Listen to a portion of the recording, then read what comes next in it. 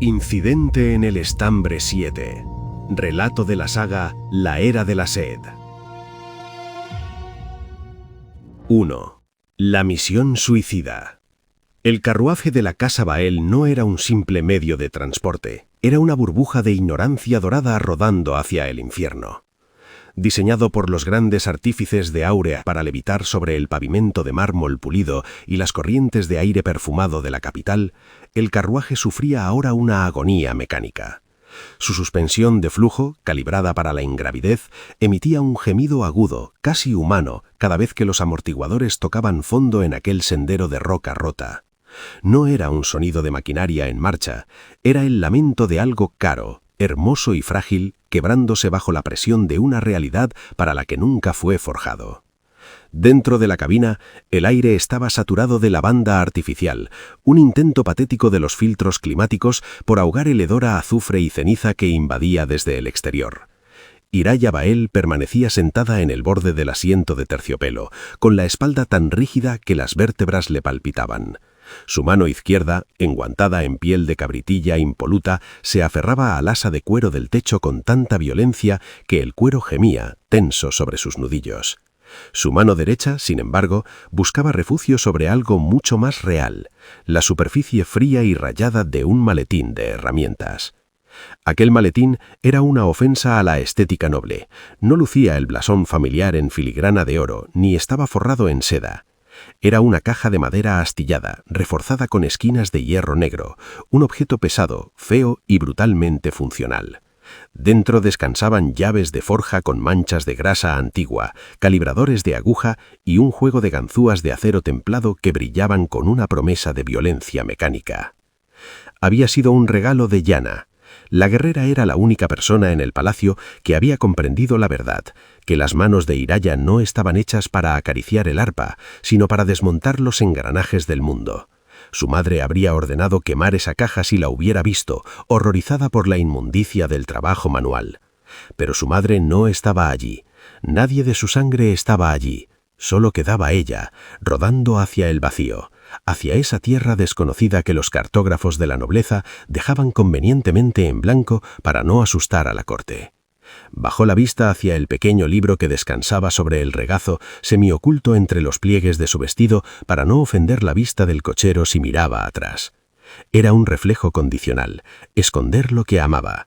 El libro, robado de la sección más profunda y polvorienta de la biblioteca real, tenía las tapas desgastadas por dedos grasientos, principios de dinámica de fluidos y fatiga de materiales.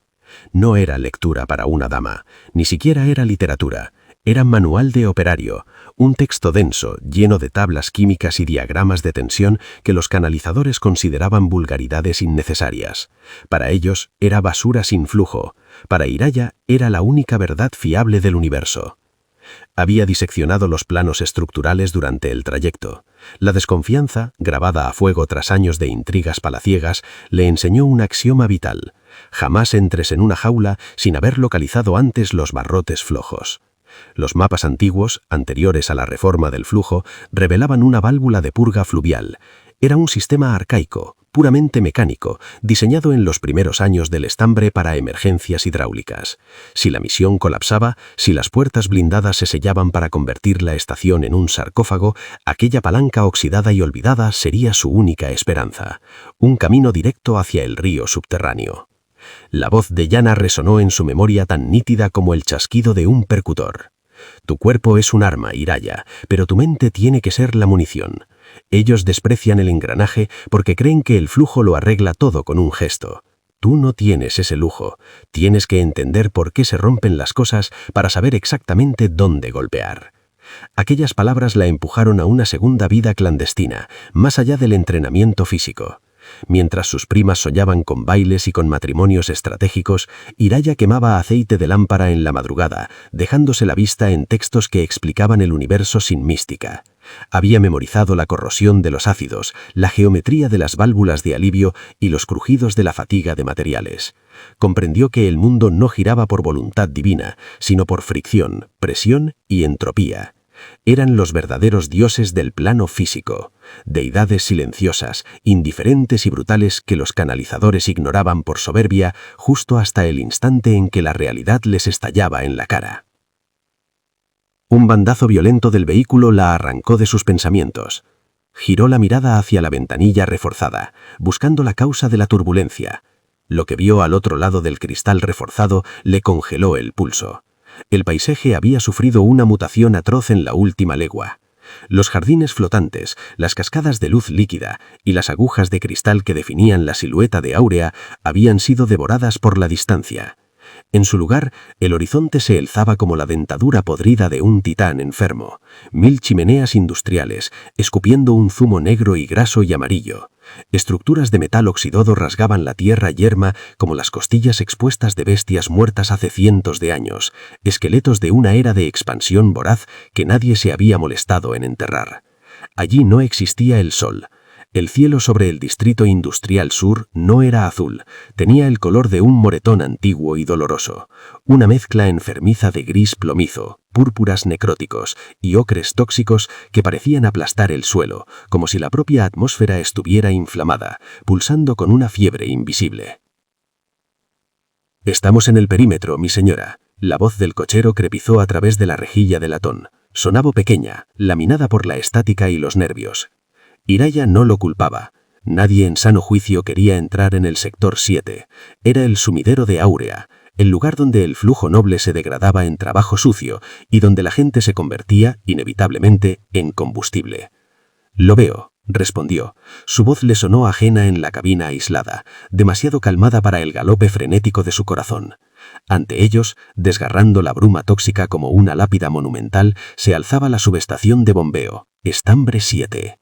Llamarlo edificio habría sido un insulto a la arquitectura. Era una fortaleza de la necesidad pura, un cubo masivo, brutal, de bloques de piedra manchados por la lluvia ácida y bronce reforzado, incrustado como una cuña en la ladera de una montaña de escoria.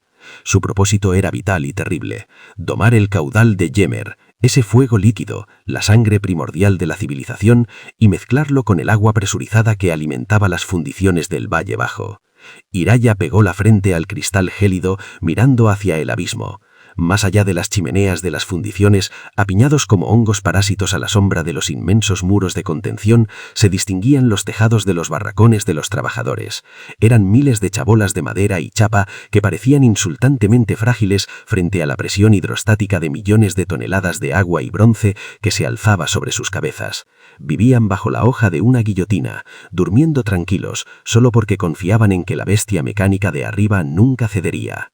Si esto revienta, pensó Hiraya con un escalofrío repentino, serán borrados del mapa antes de oír el estruendo. La vibración atravesó el chasis del carruaje, trepando por las suelas de sus botas hasta taladrarle los dientes. No era el zumbido armónico y musical de los ingenios de palacio, afinados para el silencio. Aquello era un rugido gutural, arrítmico y enfermo. Sonaba como la respiración agónica de un gigante con los pulmones anegados. Era un ciclo respiratorio roto, un aliento que fallaba, se convulsionaba y volvía a arrancar con un esfuerzo sísmico. Cada embate lanzaba una sacudida a través del suelo que Hiraya sentía vibrar en el esternón. La máquina estaba sufriendo. Su dolor mecánico era tan palpable como la ola de calor que empezaba a empañar los cristales. El carruaje se detuvo con un espasmo final ante las puertas de hierro, que se alzaban como las fauces de una prisión.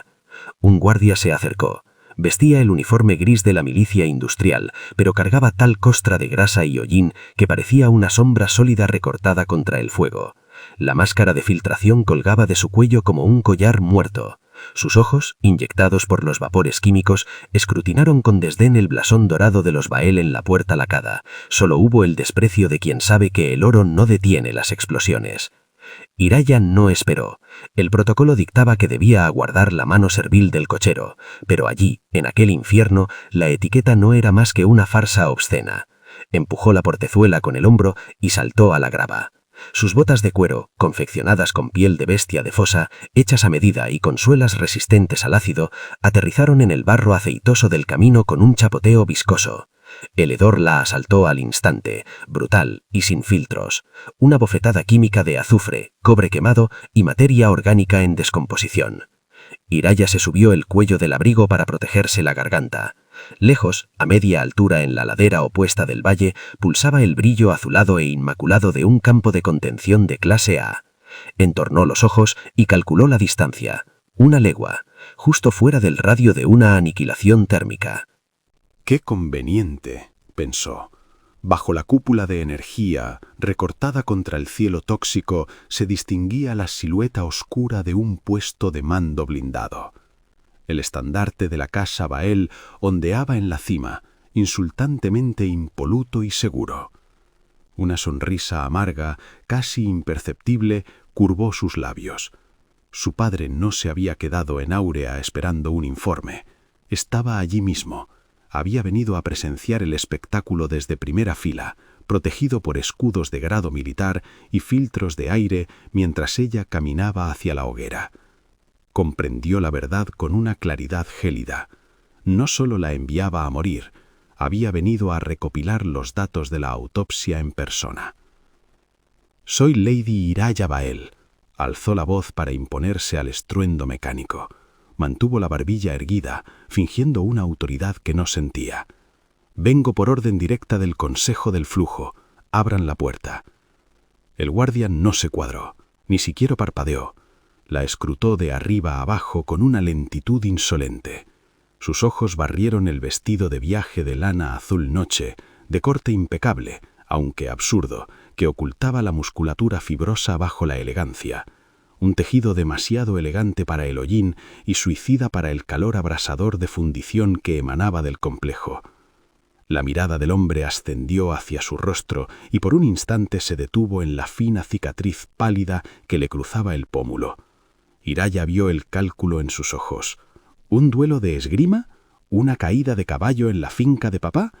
El hombre pareció decidir que no importaba. Descartó la marca y su atención se deslizó hacia su figura delgada, evaluándola con gesto de desdén apenas disimulado.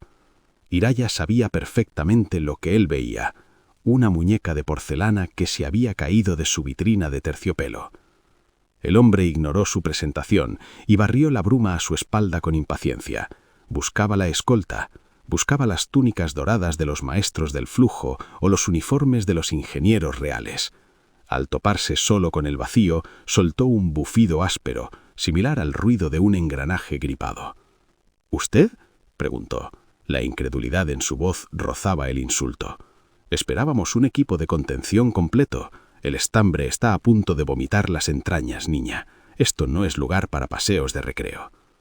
Un ardor traicionero comenzó a trepar por el cuello de Iraya, más abrasador que el vapor del ambiente. Odiaba ese reflejo fisiológico, odiaba que su sangre reaccionara ante la condescendencia. «No soy una niña», replicó. Su voz bajó una octava, perdiendo cualquier rastro de duda y afilándose con el acero de su educación. «Soy su única opción. Abra la puerta». «El capataz Hork no va a estar contento», escupió a un lado, un gargajo negro que se perdió en el barro. «Dice que el reactor tiene temperamento. Si entra alguien sin la resonancia adecuada, se ofenderá. Dice que huele el miedo y la debilidad». La mención de la resonancia hizo que Iraya apretara la mandíbula.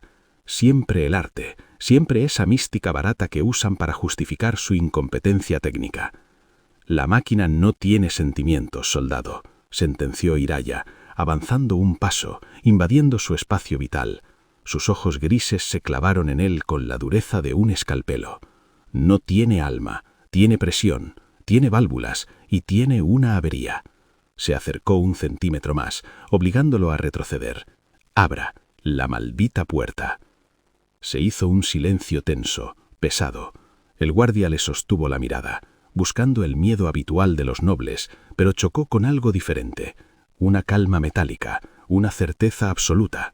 Aquello no era la arrogancia de un noble, era la determinación de quien ya no tiene nada que perder. Mascullando una maldición, el hombre se apartó e hizo una seña brusca a la torre de vigilancia. Los engranajes ocultos protestaron con un gemido metálico y las pesadas hojas de hierro chirriaron contra la piedra, separándose con lentitud agónica. Iraya agarró su maletín con fuerza y cruzó el umbral hacia el patio interior. Si el exterior había sido el purgatorio, aquello era el infierno. El calor la embistió con peso físico, una marea sólida que le apergaminó la garganta en el acto y le hizo lagrimear los ojos. El aire era denso, casi masticable, una sopa tóxica saturada de ceniza en suspensión y olor a ozono quemado. Es esa electricidad estática pegajosa y agresiva que precede una tormenta de flujo, erizando el vello de su nuca y dejando un gusto metálico en su boca, cobre oxidado y peligro inminente. El patio era una cacofonía de tuberías silbantes y hombres que corrían sin rumbo alguno, pero en el centro del huracán, dominando el pánico desde la pasarela principal que colgaba sobre el núcleo, había una figura inmensa. La estructura metálica vibraba peligrosamente bajo sus botas, mientras él bramaba órdenes inútiles a través de una bocina de latón abollada. El capataz Jorg. Era una montaña de músculo y furia. Llevaba el torso descubierto, brillante de sudor y grasa de motor, convertido en un lienzo de tatuajes de contención. Las líneas de tinta negra sobre su piel supuraban una luz roja, intermitente y febril, latiendo al mismo ritmo enfermo que el corazón del reactor. «Inyectad todo el refrigerante en la válvula 3», bramaba Jorg con las cuerdas vocales al límite del desgarro. «Apuntalad los sellos, no dejéis que el flujo nos coma terreno». Un chorro de vapor a alta presión reventó exactamente a centímetros de su cara, pero Jorg ni se inmutó. «Si el núcleo cruza el umbral crítico, acabaremos cocidos en nuestra propia grasa. Mantened la maldita línea». Hiraya emprendió el ascenso por la escalinata de rejilla. El metal aullaba bajo sus botas, transmitiéndole la fiebre mecánica de la estructura directamente a los huesos. Cada peldaño que subía era una victoria contra el instinto animal que le gritaba que huyera. «Capataz Jorg», voceó, cuando estuvo lo suficientemente cerca, intentando perforar el muro de sonido. Él se giró con la violencia de un animal acorralado. Tenía los ojos surcados de venas rojas, las pupilas dilatadas por la exposición al flujo crudo. Al verla, su expresión mutó del pánico a la ira homicida. «¿Quién demonios eres?», rugió blandiendo una llave de paso como si fuera un garrote. «Fuera de mi pasarela. Esto es zona de alta resonancia. La radiación te va a licuar los mesos». «Soy Hiraya Bael», gritó ella, tragándose una bocanada de aire ácido. «Mi padre me envía a purgar el bloqueo». Jorg se quedó petrificado un segundo, procesando el apellido, procesando la cara, y soltó una carcajada histérica, maníaca, que se mezcló con el aullido de las válvulas. «Es una broma. Tiene que ser una maldita broma», bramó al techo de la nave, pidiendo cuentas a un dios sádico. «El núcleo está a 4000 unidades de saturación, 4 veces el nivel máximo. El tejido de la realidad se está desgarrando aquí mismo. Necesito un canalizador de grado 5. Pedí un gran maestro y me envían a una niña. Me envía a una seca». La palabra seca golpeó a Hiraya con más violencia que el calor del ambiente. Era el estigma que le había perseguido desde la cuna. Seca, sin arte, un cauce yermo en una estirpe de grandes canalizadores, una tara genética. Pero en aquel infierno de saturación, donde el flujo calcinaba la razón de los hombres y hacía hervir la tinta en la piel de Jorg, ser seca dejaba de ser una condena, se convertía en una armadura. Hiraya dio un paso al frente, invadiendo el espacio del gigante hasta que tener que alzar la mirada para mirarlo a los ojos. «Exacto, capataz, soy una seca», admitió. Su voz cortó el caos con una frialdad quirúrgica. «Y mi vacío interior es lo único que me hace inmune a la resonancia que está matando a sus hombres. Mientras vosotros colapsáis y deliráis por la sobrecarga, yo puedo caminar a través de ella». Hiraya clavó la mirada en las manos de Jorg. Llevaba unos guantes gruesos, de un material fibroso y grisáceo. «Deme sus guantes», ordenó. Jorg parpadeó aturdido. Aquel giro de autoridad pareció sacudirlo más que las explosiones de vapor. Bajó los brazos con lentitud, con la torpeza de un hombre cuyos músculos han olvidado cómo tensarse. «¿Qué?» «Los guantes de fibra de roca. Ahora». Hiraya extendió la mano, imperiosa. En su gesto no había duda, solo una necesidad que latía con urgencia vital. Jorg vaciló, paralizado un instante por la autoridad suicida que emanaba de aquella figura menuda. Con movimientos rígidos se despojó de ellos y se los arrojó. Hiraya los cazó al vuelo. Eran pesados, cálidos y estaban saturados de sudor ajeno. Se los puso sin dudar. Le quedaban enormes, casi hasta los codos. Se sentía ridícula con ellos, si no fuera por la violencia contenida que había en su mirada. Se ajustó la correa del maletín al hombro y miró hacia el pozo central. Abajo, el núcleo de bronce pulsaba con una luz que laceraba las retinas. Era un descenso hacia la muerte segura, una inmersión en el vientre de una pesadilla industrial. Pero era su pesadilla. Allí abajo, el arte no tenía poder, solo la física. «Voy a bajar», dijo, más para sí misma que para Jorge. Y sin esperar permiso, salvó el pasamanos de seguridad y se dejó caer hacia la oscuridad del vapor, hundiéndose en el infierno. Incidente en el Estambre 7. Un relato de J. Simon. 2026, Quill and Quasar. La era de la sed apenas ha comenzado y el flujo sigue agotándose. Si quieres ser testigo de lo que ocurre tras el incidente del Estambre 7 y escuchar los nuevos capítulos antes que nadie, suscríbete ahora a nuestros canales oficiales y síguenos en redes sociales. Activa las notificaciones. En la oscuridad que se avecina, no querrás quedarte solo.